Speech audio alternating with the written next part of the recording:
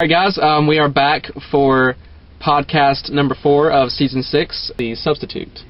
And I love Locke-centered episodes. First of all, in the Flash Sideways alternate timeline, Locke is still in his wheelchair. He's with Helen. He's with Helen, which is good, because in the original, seasons, he wasn't with her, and he was not happy. Turns out she died at the alone. Did she really? Yeah, because remember he asked Abaddon to find her, and they found her grave? Oh, yeah. I forgot about that.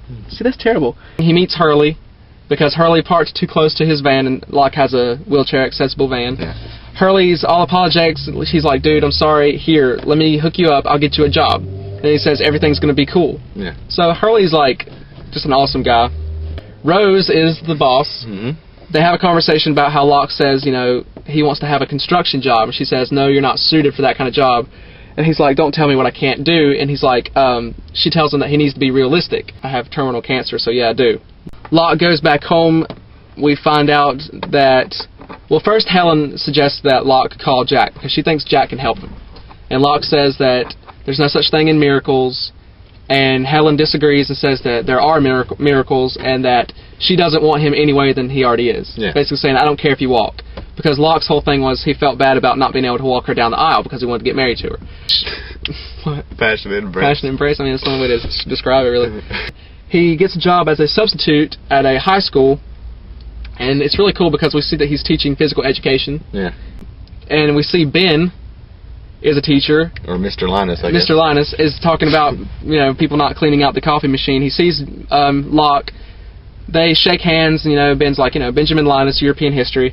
And they give each other a knowing look, which they all seem to be doing. They're kind of like, hey, I've seen you before. Yeah. And we find out that Ben's actually a very normal, boring guy now. He's not a killer. He's not a killer and crazy. So that's kind of cool because we find out Locke's happy, Ben seems to be alright. The whole crashing of the airplane was not good for many. Not good for anybody. Yeah. Alright, and back to the original, the island timeline. He beat the crap out of him. Beat the crap out of him, picked him up on his shoulder, said, I'm disappointed in all of you, and walked into the forest, and everybody's just like, what? What? He walked by his own body. Yeah, that's kind of cool. Yeah. Like it used to. Yeah, he's more of a slow-moving. Yeah, because it used to be in, season 1, you'd see, a glimpse of it. Yeah. And just and that was it, and you're just like, what was that? What was it? So, apparently it's been trying to get Locke the whole time because he's a candidate. And this gets into the interesting part of the episode. I ain't feeling it. I'm out. I'm out. You're crazy. And then we see a little blonde boy covered in blood.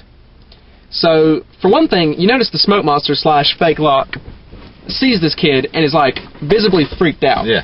Which a giant smoke monster in the form of a person should not be freaked out much. Yeah, should be. Sees this kid and is just like, Richard can't see him. If I've been stuck on this island for forever and not knowing... A dead guy shows up, I'm following him. And a dead guy shows up and is like, hey, I can tell you everything. I mean, sure. I mean, I've seen weirder stuff on this island. Yeah. They had polar bears, for crying out loud. I shot a polar bear in season 1 if I was Sawyer. They end up at this cliff overlooking the ocean with some rope ladders going down. So, there's that one line where fake Locke's like, it would be a shame to turn back now. Yeah. Basically telling him, you're so close. So close. Yeah. So, takes him into this cave. First thing we see is a scale with a black rock and a white rock. And black and white has always been, it's always been a symbol on Lost. Even the title of Lost is black and white. Yeah. He picks up the white rock, throws it out of the cave, and just says it's an inside joke. This is the pretty big reveal of the episode. This is what it's all worth. What is that? It was a small child. Oh. Come to find out, the names are for people who are on the plane. And everyone's name is marked out except for... It's Sawyer, Kate, Jack, Hurley... Sun and Jin.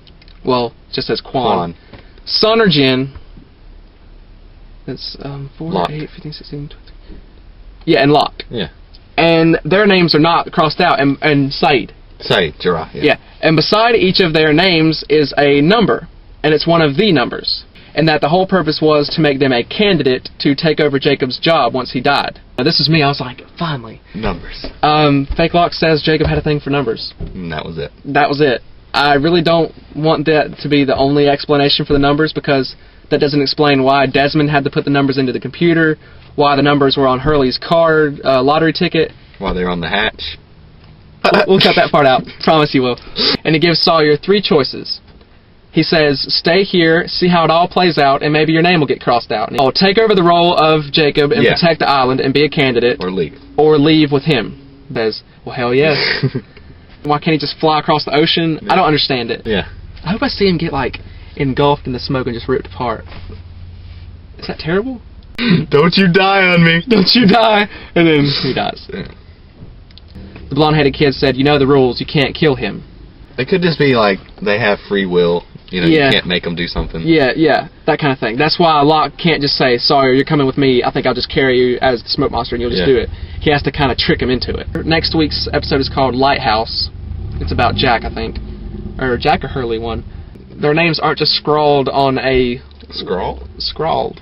What if the cave was where the smoke monster kept up with all that stuff, and the lighthouse is where Jacob kept up with all of it? The light and dark. Yeah. I like it. Lighthouse, dark cave. See? That was the smoke monster's, like, turf. Lair. Yeah. And that's where he was kind of keeping up with, okay, who do I have left that I can try to corrupt? Maybe Sawyer joins the Darks team, and then Jack sees his name, joins Jacob's side, and it's kind of like a Sawyer-Jack thing going on. Again. Yeah. Next week, hopefully we will have the podcast number 5 for Lighthouse. We won't be dressed in the same thing. We won't be dressed in the same thing, so you'll know that there was a lapse of time between this one and the next one. Yeah. But hopefully you guys have been watching this. Keep watching, subscribe, and comment, and give us some theories, really. Yeah. Give us something to talk about, because that would be really cool. Let's have a discussion. See you next week. Bye. Okay. This could be the summer of love.